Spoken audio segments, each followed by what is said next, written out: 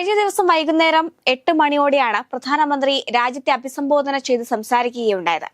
20 minute നീണ്ട അഭിസംബോധനയിൽ പാകിസ്ഥാന് നേരെ ശക്തമായ രീതിയിലാണ് പ്രധാനമന്ത്രി സംസാരിച്ചത്. പാകിസ്ഥാൻ അഭിമാനമായി കണ്ടിരുന്ന എയർബേസുകൾ ഇന്ത്യ തകർത്തു. ഇന്ത്യക്കെതിരെ വന്ന ഡ്രോണുകളും മിസൈലുകളും നിഷ്പ്രഭമാക്കിയെന്നും പ്രധാനമന്ത്രി പറയുകയുണ്ടായി. എന്നാൽ അതിനുശേഷം വീണ്ടും പാക് ആക്രമണം ഉണ്ടായി. അതിർത്തിയിലെ 10 ഇടങ്ങളിൽ പാക് ഡ്രോണുകൾ പറന്നെത്തി. ജാഗ്രത തുടരുന്നതിനാൽ ഇന്ത്യൻ സൈന്യം ശക്തമായി തിരിച്ചടിച്ചു. ജമ്മു കാശ്മീരിലെ സാംബയിലടക്കം ഡ്രോണുകൾ എത്തിയെന്നുമാണ് വാർത്തകൾ. പഞ്ചാബിലെ അമൃത്സറിലും ഡ്രോൺ സാന്നിധ്യം സ്ഥിരീകരിച്ചിട്ടുണ്ട്. ഇന്ത്യൻ വ്യോമ പ്രതിരോധ സംവിധാനങ്ങൾ പാക് ഡ്രോണുകളെ തകർക്കുന്ന ദൃശ്യങ്ങളും പുറത്തു വന്നിട്ടുണ്ട്.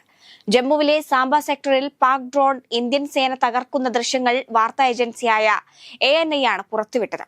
പാകിസ്ഥാന്റെ ഭാഗത്ത് നിന്ന് ആക്രമണം ശക്തമായ സാഹചര്യത്തിൽ അതിർത്തി പ്രദേശങ്ങളിൽ ബ്ലാക്ക് ഔട്ട് തുടരുകയാണ്. എന്നാൽ ഇനിയൊരു ആക്രമണം ഉണ്ടായാൽ ചിന്തിക്കാവുന്നതിലും അപ്പുറമായിരിക്കും തിരിച്ചടി.